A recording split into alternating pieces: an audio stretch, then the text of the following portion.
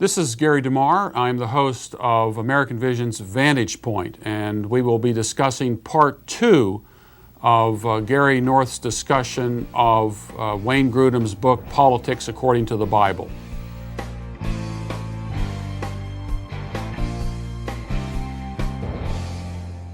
Vantage Point is brought to you by American Vision. For more information on today's show, check out God and Government, the 3-volume series by Gary DeMar.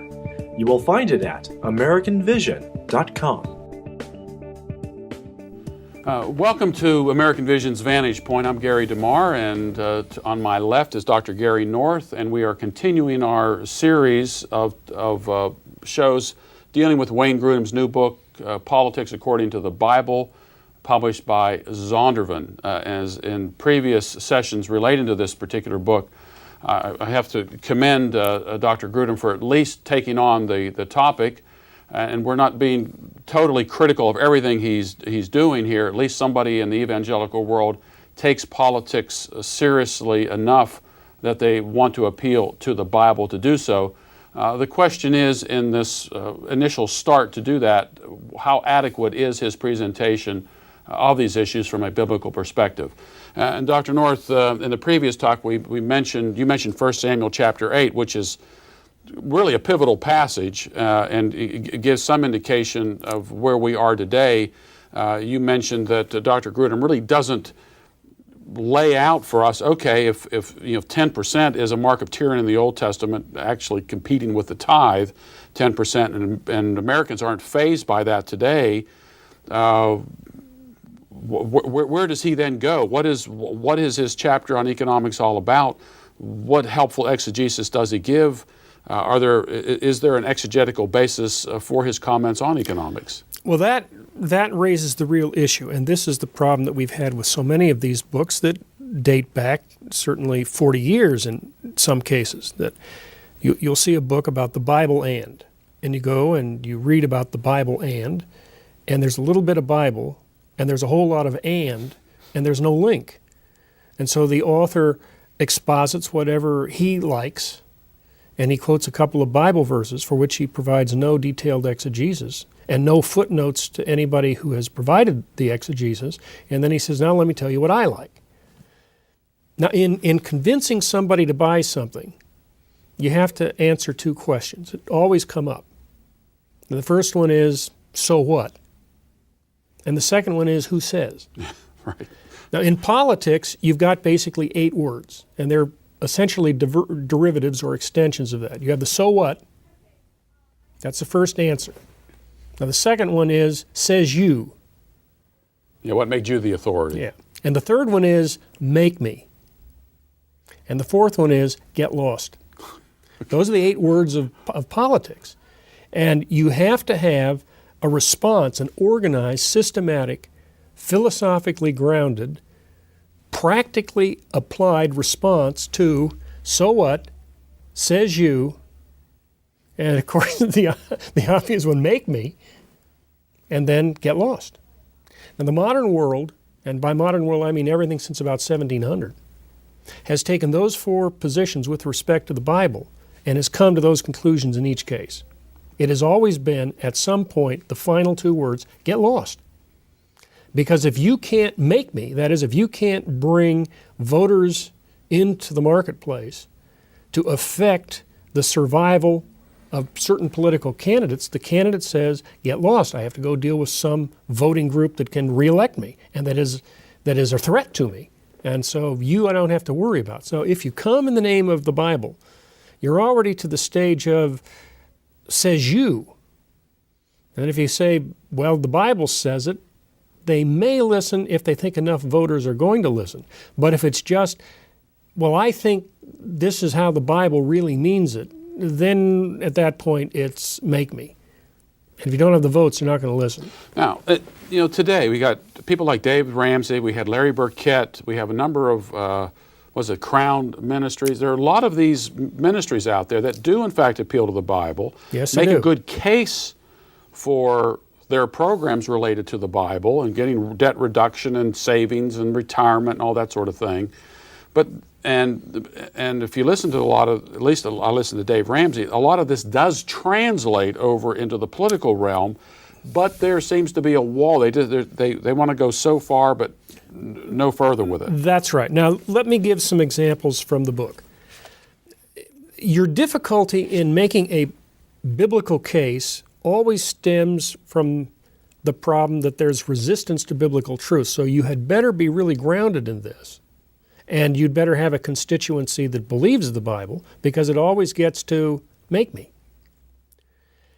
And so you want to be able to say, this is what the Bible says, this is not what I am saying, I am coming in the name of a higher authority, which the Scriptures represent the highest authority.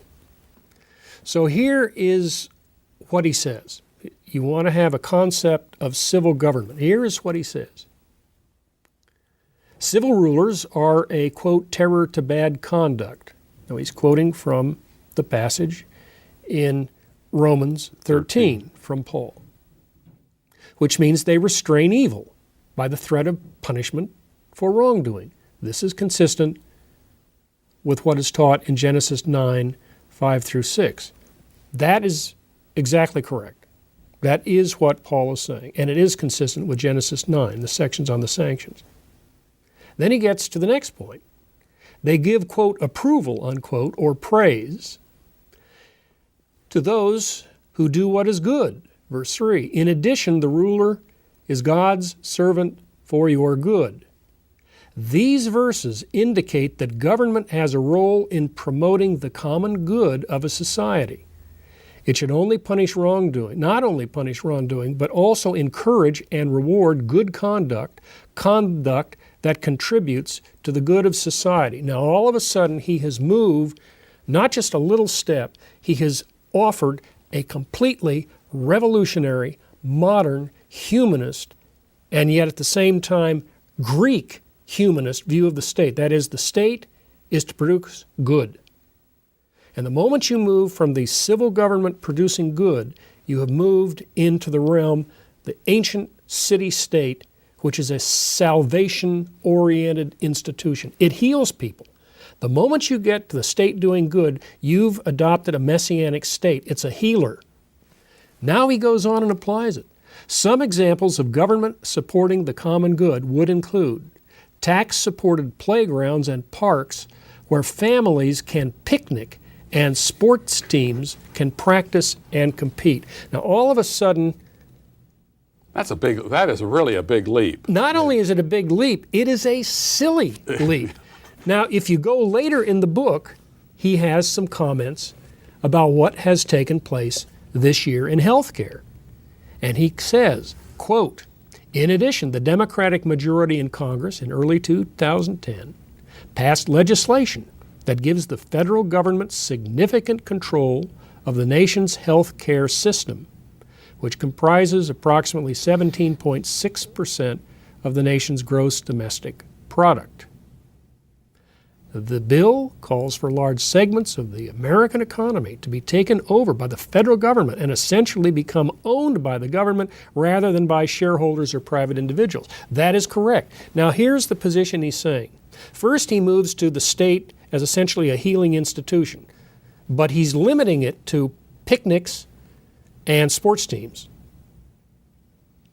Now, all right, let's go to the next stage. How about cities appropriating money for professional sports teams at $1 billion or $2 billion? How about that? Well, it's certainly sports teams, and people can go to it. Then the liberal comes along and says, now wait a minute, let me get this clear. You say we can have picnics in the park with government money, but when it comes to saving babies' lives, of broken people brought in off the street who have no health care, then you're saying the state's not to do that, but you can do sports teams at the park. Well, it's ludicrous. At that point, they've got you. Because they're going to say, look, we got the threat of dead and crippled babies, and you're saying we can have sports in the park at taxpayer expense. So why don't you want to go down the next road? Well, the answer to it is this is not efficient. Well, now we're into pragmatism. It's not a philosophical matter. Got nothing with the Bible. And what the Bible says about politics, it's an argument over who's got the votes. It's an argument over make me. They got the votes, we're going to make you. You're going to accept this because we had the votes in Congress at a particular time. And once we have the votes and the program is in place, you will never, ever get rid of that program. So he moves into the health care without a philosophical foundation to resist it. He says, this is in chapter 9 on page 269, I believe that government should, he underlines it, should promote economic growth in a nation. This is because one of the primary responsibilities of government is to act as God's servant to do good for the citizens of a nation. See Romans 13:4. Or, in the words of the U.S. Constitution, to promote the general welfare of a nation. Okay? Why is the Constitution promoting the general welfare? Why does that come out of Romans 13? It doesn't. It comes out of Aristotle. It doesn't come out of Romans 13.